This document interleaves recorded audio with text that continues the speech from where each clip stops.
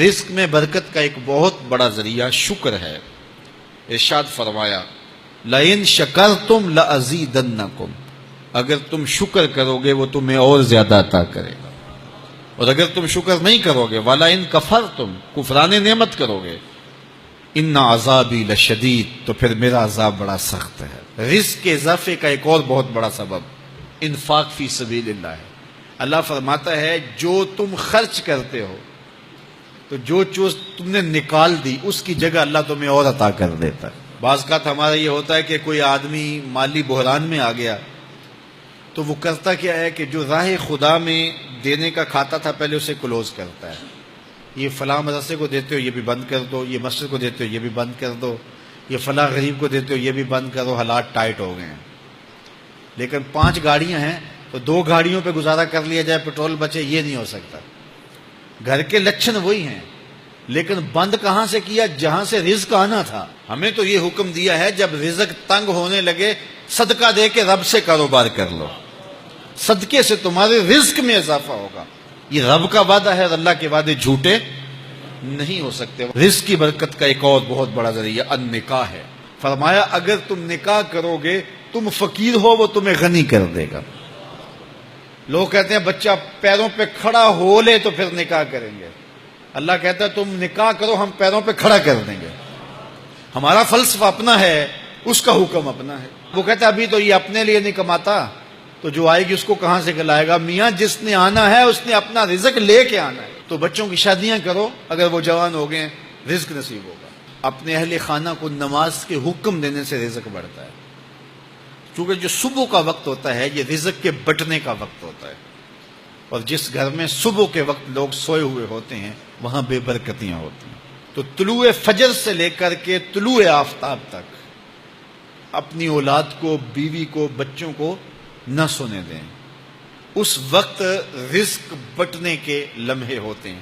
کثیر دعائیں مانگیں، تلاوت کلام مجید پڑھیں، اور نماز فجر مرد حضرات مسجدوں میں جا کے باجماعت ادا کریں، اور گھروں میں جو ہے وہ بیٹیاں بہنیں مصلے بچھا لیں تو اللہ کی رحمتوں کا نزول ہوگا۔ اب ایک حدیث میں رزق کے اضافے کا ایک اور نسخہ ارشاد کیا گیا۔ میرے حضور نے فرمایا جو شخص یہ چاہتا ہے کہ اس کے رزق میں برکتیں ہوں اور اس کی عمر میں اضافہ ہو تو وہ اپنے رشتہ داروں کے ساتھ سلوک اچھا کرے۔ رشتہ داروں کے ساتھ اگر اچھا سلوک کرو گے تو پھر تمہارے رزق میں برکت ہو۔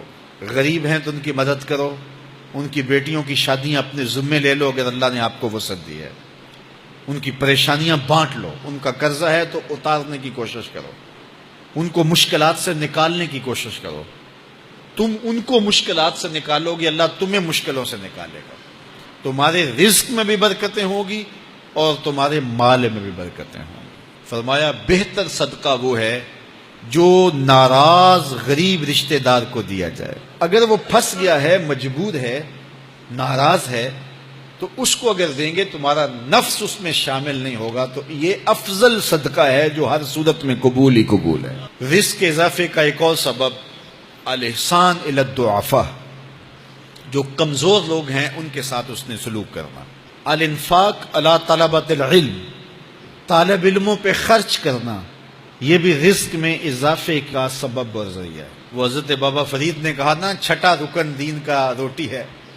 گھر میں کچھ نہ ہو تو پھر نہ نماز اور نہ ہی دیگر امور کی لذت آتی ہے، تو یہ رزق فراواں اور وسیع اور مبارک نصیب کر دے اللہ۔ تو اس کے لیے ایک اور وظیفہ میں دیتا ہوں، اور وہ یہ کہ مغرب کے بعد 21 مرتبہ سورۃ الکوثر پڑھ لیں، کثرت ہو جائے گی انشاءاللہ۔ اول خدوشی پڑھ لیں، 5-7 منٹ لگتے ہوں گے، تو سورہ کوثر 21 مرتبہ روزانہ مغرب کی نماز کے بعد پڑھیں، اور اگر بہت زیادہ مسائل ہیں تو ہر نماز کے بعد پڑھ لیں، تو انشاءاللہ آپ دیکھیں گے کہ گھر میں برکتیں اترتی محسوس ہوں گی، انوار کا نزول ہوتے محسوس کریں گے۔ تو یہ وہ رزق کے اسباب ہیں، اگر ہم اختیار کر لیں تو ہم اللہ کی خاص رحمتوں کے حقدار ہوں گے۔ اللہ ہم سب کو رزق حلال، رزق وسیع، رزق سہل، رزق مبارک، رزق فراواں نصیب فرمائے۔